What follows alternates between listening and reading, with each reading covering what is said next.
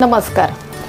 अंत्येष्टी किंवा अंत्यसंस्कार हे का महत्त्वाचे आहेत हे तर आपल्या सगळ्यांनाच बऱ्यापैकी माहिती आहे, पण नवीन पिढीला हे माहिती होणं गरजेचं आहे की अंत्येष्टी का महत्त्वाचं आहे. हिंदू धर्मामध्ये गेलेल्या मृत व्यक्तीला पुढची योग्य ती गती मिळवून देण्यासाठी त्याचा जो देह आहे तो पंचतत्वामध्ये विलीन होणं गरजेचं आहे आणि म्हणूनच हिंदू धर्मामध्ये त्याच्यासाठी अग्निसंस्कार किंवा दाह संस्काराची व्यवस्था केलेली आहे. कारण अग्निसंस्कार किंवा दाह संस्कार केल्यामुळेच त्या आत्म्याला योग्य ती गती मिळते, कारण तो देह पंचतत्वामध्ये विलीन होतो. अग्निसंस्कार करण्यासाठी योग्य त्या गुरुजींची व्यवस्था करावी, कारण अंत्येष्टीसाठी सुद्धा गुरुजी असणं गरजेचं आहे. कारण बरेच असे विधी आहेत की जे हल्लीच्या नवीन पिढीला माहिती नाही आहेत आणि त्यामुळे तुमच्याकडे जर योग्य गुरुजी असतील किंवा तुम्ही ते गुरुजी बोलवून करणार असाल तर ते गुरुजी तुमच्याकडे ते विधी योग्य पद्धतीने करून घेतील. अंत्यसंस्कार हे का महत्त्वाचे आहेत? एकतर ती सामाजिक जबाबदारी सुद्धा आहे. आपल्या गेलेल्या व्यक्तीच्या शरीराची विटंबना होऊ नये आणि त्याचबरोबर त्यांची कृतज्ञता व्यक्त करणं ह्याचं सुद्धा आपल्याला भान असायला पाहिजे. त्याचबरोबर आपली प्रिय व्यक्ती, ज्या व्यक्तीने आपल्या आयुष्यामध्ये आत्तापर्यंत एवढं कॉन्ट्रीब्युशन केलेलं आहे त्या व्यक्तीप्रती सुद्धा आपलं कॉन्ट्रीब्युशन आहे. कारण त्या व्यक्तीला ज्या क्षणी मृत्यू होतो त्या क्षणी त्या व्यक्तीचं आयुष्य संपतं, पण तिथून त्यांचा पुढचा प्रवास हा सुरू होतो आणि हा जो पुढचा प्रवास आहे हा प्रवास त्यांना एकट्याने करायचा असतो. ह्या प्रवासामध्ये आपण ज्या काही पुढच्या गोष्टी करणार आहोत यामुळे त्यांना मदत होणार असते. आणि सगळ्यात महत्त्वाचं तर हे असतं की जेव्हा तुम्ही मनुष्य जन्मामध्ये असता, मनुष्य रूपामध्ये असता, त्यावेळेस तुम्हाला पुण्यकर्म करण्याची संधी असते आणि आपल्याला आपण जे काही कर्म केलेत ते कर्म नष्ट करण्याची संधी असते. पण जेव्हा तुम्ही मृत होता आणि तुम्ही प्रेत योनीमध्ये जाता तेव्हा तुम्ही देवाचं नामस्मरण करू शकत नाही किंवा कुठलाही पुण्यकर्म करू शकत नाही आणि त्यावेळेस तुमच्यासमोर तुमचं कर्म अशा स्वरूपात उभं राहतं की तुमच्याकडे हे पुण्य असेल तरच तुमच्या ह्या गोष्टी होणार आहेत असा लेखाजोखा मांडला जातो आणि त्यावेळेस त्या व्यक्तीच्या हातात काहीही नसतं. कारण जसं आत्तासुद्धा तुम्ही बघाल तर बरेच जण आफ्टर डेथ लाईफ याच्यावरती बिलीव्ह करत नाहीत, पण हे मानलंच पाहिजे की आफ्टर डेथ लाईफ हे असतं. कारण ह्याचा इतक्या ठिकाणी उल्लेख आहे, अभ्यास आहे आणि या गोष्टी सूक्ष्म स्वरूपामध्ये आहेत त्यामुळे ते आपल्याला दिसत नाही आणि आपण विज्ञानाच्या काळामध्ये प्रत्येक गोष्ट दिसली तरच त्याच्यावरती विश्वास ठेवतो. अर्थात हा प्रत्येकाचा वैयक्तिक भाग आहे की विश्वास ठेवायचा की नाही ठेवायचा, पण मृत्यूनंतरचं आयुष्य हे असतं, प्रवास असतो. मृत्यू लोकांपर्यंत पोहोचण्यासाठी सुद्धा जवळपास 1 वर्षाचा प्रवास असतो आणि ह्याचा उल्लेख गरुड पुराणामध्ये आहे. म्हणून ज्या वेळेस व्यक्ती मृत होते तेव्हा त्यांचा अग्निसंस्कार, दाह संस्कार करून त्यांना सूक्ष्म शरीर प्राप्त करून द्यावे, जेणेकरून त्यांना पुढचा प्रवास सोपा जाईल.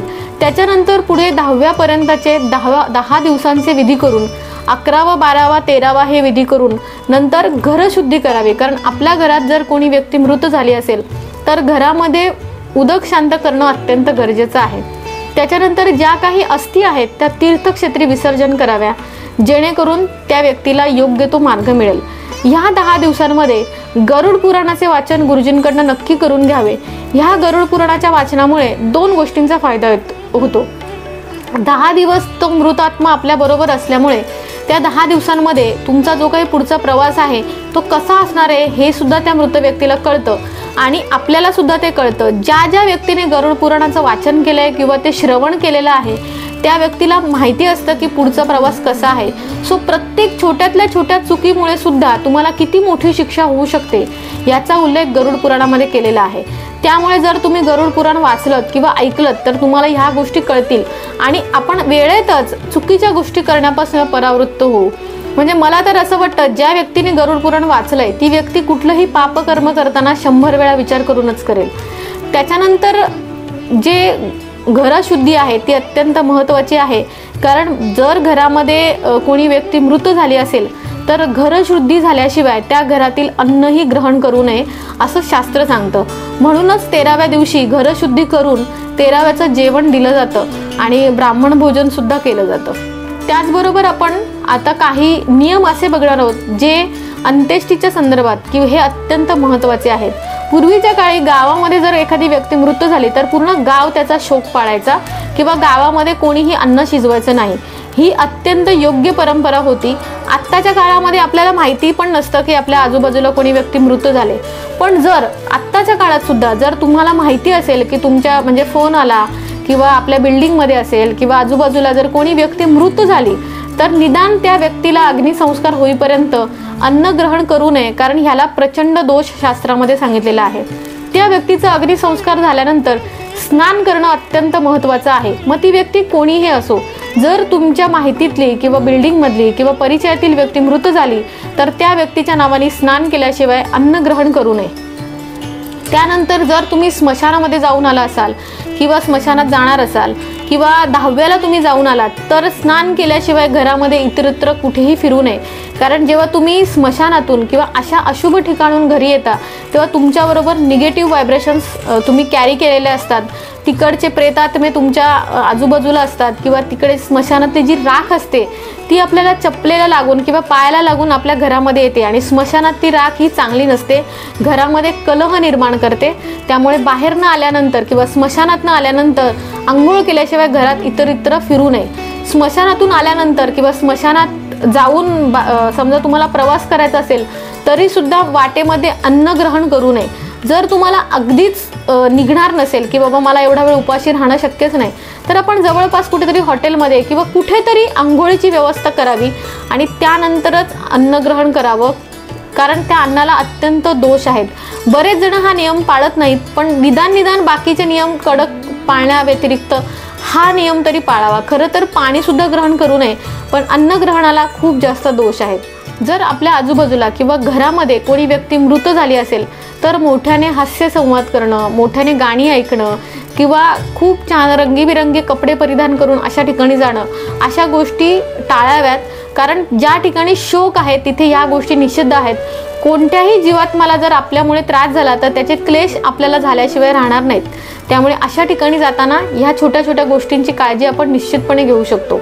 त्याचबरोबर सामाजिक बांधिलकी म्हणून सुद्धा या गोष्टी आपण पाळायलाच हव्यात. मृत्यूनंतर जो आत्म्याचा प्रवास आहे तो अत्यंत कठीण आहे, याचा उल्लेख गरुड पुराणामध्ये केलेला आहे. त्यामुळे अंत्येष्टी त्याचबरोबर पुढचे श्राद्धविधी 11वा 12वा 13वा हे विधी अत्यंत गरजेचे आहेत. ते कोणीही टाळू नये, कारण तुमच्या जीवात्म्याला योग्य दिशा देण्यासाठी, त्याचा पुनर्जन्म टाळण्यासाठी, त्याला मोक्ष प्राप्त करून देण्यासाठी, त्याचबरोबर त्या व्यक्तीला योग्य त्या गोष्टी पुरवण्यासाठी आणि त्याला पुण्याईचा संचय देण्यासाठी या गोष्टी गरजेच्या आहेत. त्यामुळे आपल्या जवळच्या व्यक्तीसाठी या गोष्टी करायला अजिबात विसरू नका. याबद्दल तुम्हाला कुठलंही मार्गदर्शन नसेल तर तुम्ही आमच्याशी संपर्क साधू शकता. आमच्याकडे त्यातले तज्ज्ञ गुरुजी उपलब्ध आहेत.